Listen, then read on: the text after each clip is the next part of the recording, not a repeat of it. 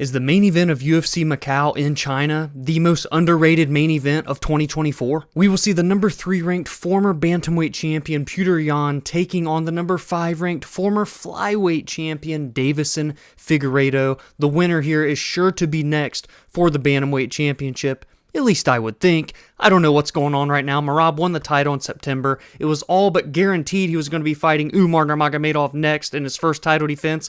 But then there was a rumor that Umar was going to fight Song Yadong in a fight night main event in December. That fight did not come to fruition. Thankfully it didn't. That fight didn't make any sense.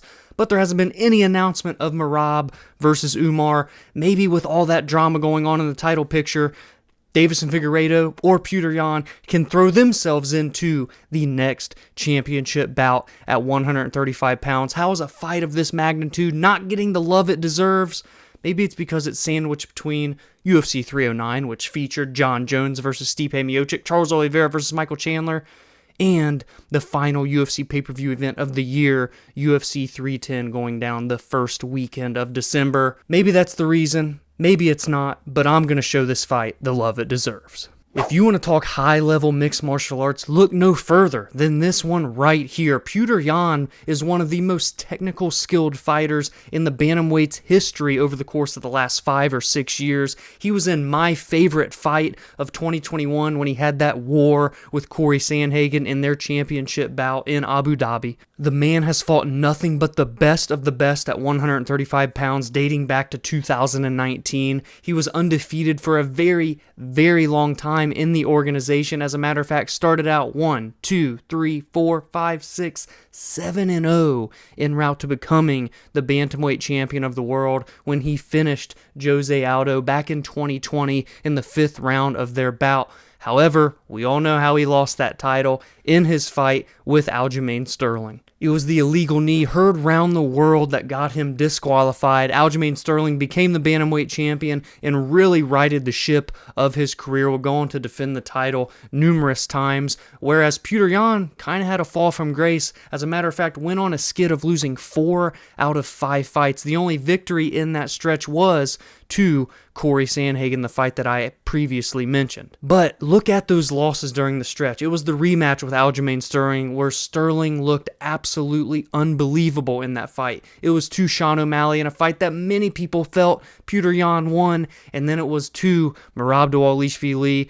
To be fair, that was the most convincing loss on the side of Yan, as Merab absolutely looked astonishing during that fight. That added to his win streak, and of course now he is sitting atop the throne in this bantamweight division. But Petr Yan has since bounced back, picked up his first victory since October of 2021, and that was against Song Yadong at UFC 299 in March of this year, where he had a very good performance and got the unanimous decision victory. Petr Yan still only 31 years old, but with all of that high-level experience, wow.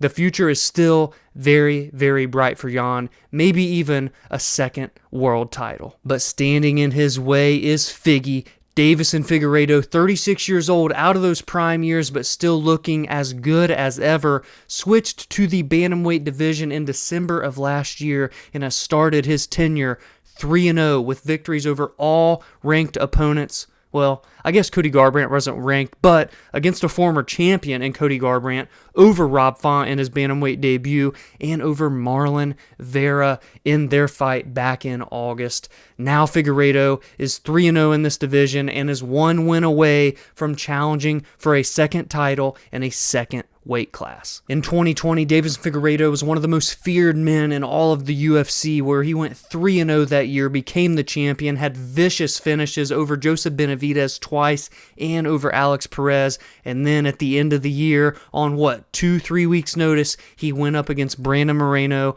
in a fight that went to a draw, and that would be the first of 4 consecutive for Figueiredo bouts with Brandon Moreno, where he would ultimately lose the series 2-1 with that one singular draw in their first bout.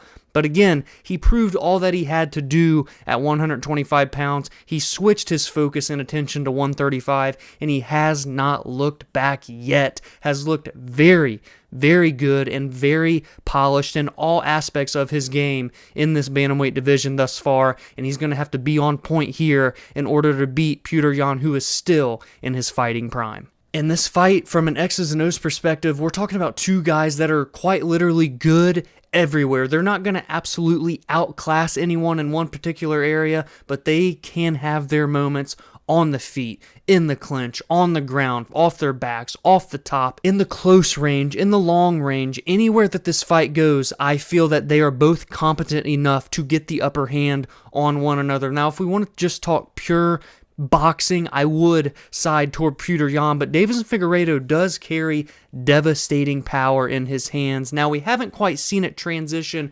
fully at 135 pounds, but he could get the opportunity here to showcase that skill set. However, I do think Figueiredo's best path to victory will be looking to grapple with Petr Yan, as we've seen him have weaknesses in that area in terms of defensively before. See the fight with Aljamain Sterling, even see the fight, obviously, with Merab Dvalishvili, and some grappling sequences with Corey Sandhagen, where he actually showcased some of his offensive skills. So again, man, this fight checks every single box for me. It is a shame that I feel like it is sandwiched between two big pay-per-views. It's heading into the Thanksgiving season here in the United States. Then there's a week off after it.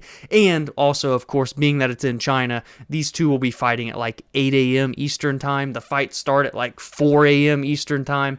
However, I'm here to tell you all the goods in case you don't wake up bright and early Saturday morning to check it out. This right here is high stakes. Number 3, number 5, a former champion of this weight class versus a former champion of another, looking to become a 2-weight world champion. Something that, yes, we see more of in this modern day and age of the fight game, but is still very, very rare in the grand scheme of the 31-year history of the Ultimate Fighting Championship.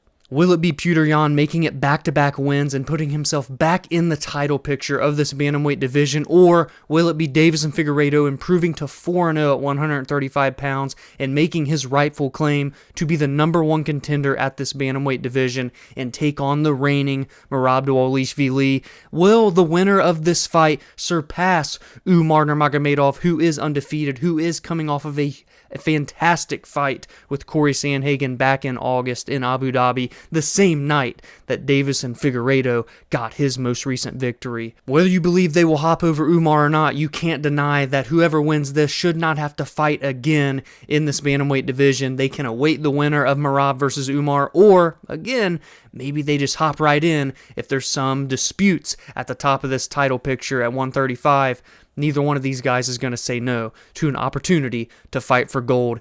Give me your thoughts on this picture, what the stakes truly are in this bantamweight main event, and your predictions. Who's going to get the job done, and how are they going to do it? Give me your thoughts, give me your predictions, give me your bets in the comments below. Next, we will hop into the co-main event of the evening, where we will see the former title challenger and number 2 ranked strawweight in the world, Xiaonan, fighting in her home country, defending her top 3 ranking against the number 10 ranked Baby Shark, Tabatha Ricci, getting her biggest step up in competition to date, and if she wins, she puts herself in to title contention. Xiaonan will be making her return to the octagon since losing her title fight to Zhang Weili back in April at UFC 300. She will look to right the ship and make it wins in 3 of her last 4 bouts.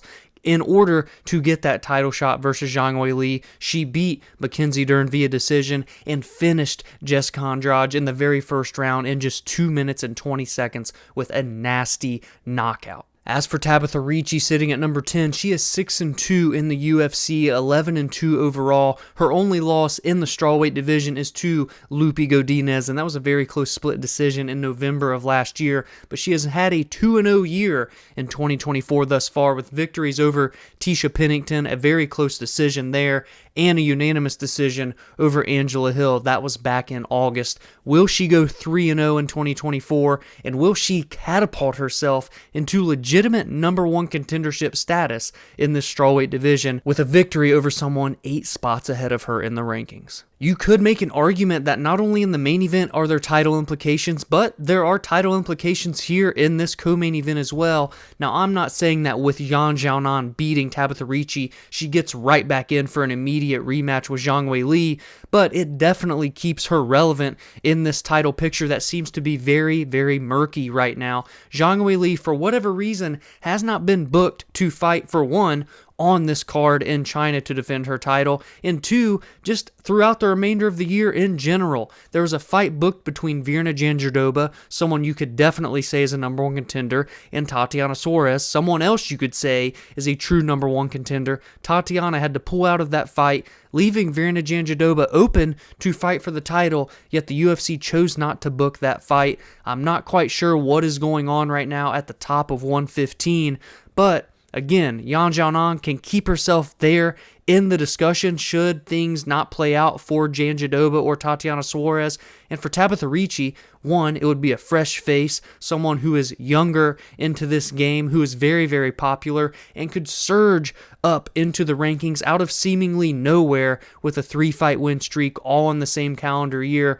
There's a world where the next championship fight at 115 could be Tabatha Ricci and Zhang Weili. In the light heavyweight division, we have the former title challenger Volkan Oezdemir coming into this fight at 35 years old, number 8 in the rankings, but having won 3 of his last 4 fights, including 2 in a row, both by finish. Bogdan Guskov at the end of 2023 and a knockout over Johnny Walker in the summer back in June. Standing across for him will be the 34-year-old Black Jag, the number 10 ranked light heavyweight Carlos Ulberg, who is absolutely surging right now, has not lost a fight since his UFC debut back in March of 2021. Since then, has won 6 fights in a row, 5 of them by finish. The only one that was a decision came back in February of 2022. Since then, he has been starching his opponents. Most recently was a 12-second knockout. Yes, I didn't stutter. You heard me correctly. It took 12 seconds for Carlos Ulberg to crash into the light heavyweight rankings with a knockout over the then number 13 or 14 ranked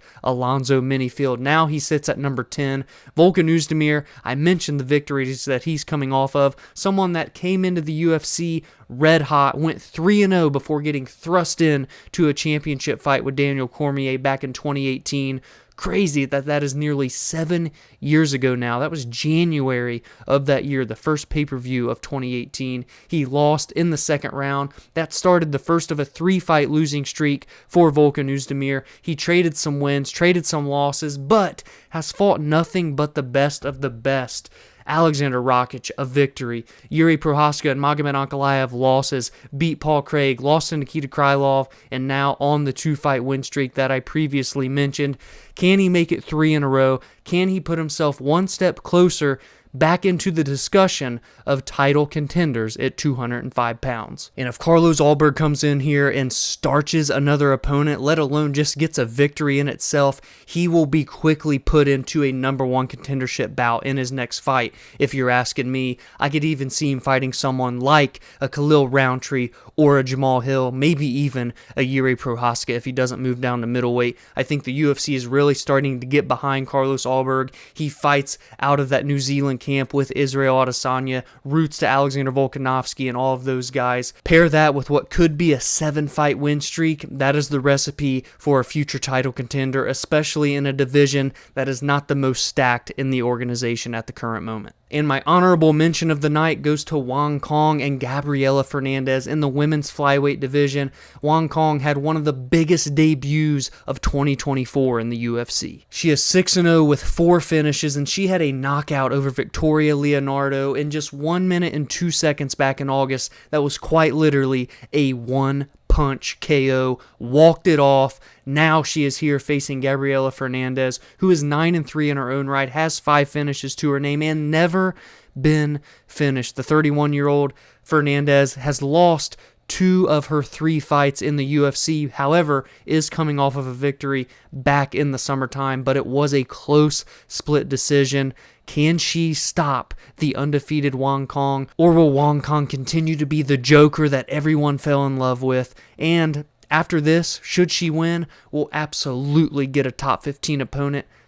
maybe even a top 10 opponent in her third UFC fight come 2025. Give me your thoughts on this UFC China card in the comments below. In Macau, this 12-fight card is sure to have some very, very fun fights, a plethora of Chinese and Asian talent scattered throughout the rest of the main card and prelims, but a fantastic doubleheader, one of the best main events of the year, in my opinion. Petr Yan and Deiveson Figueiredo, title implications between Xiaonan and Tabatha Ricci in the co-main event, and some very fun fights sprinkled in throughout the rest of the card. Give me your bets, give me your predictions, and everything else in the comments below. If you enjoyed this preview, please be sure to drop a like and subscribe to the channel if you are new. Every week I will break down the biggest storylines and what is at stake heading into each card. I recap the most meaningful results, and I give my thoughts and opinions on MMA news and fight announcements. You can join the community on social media at Verbal Spar MMA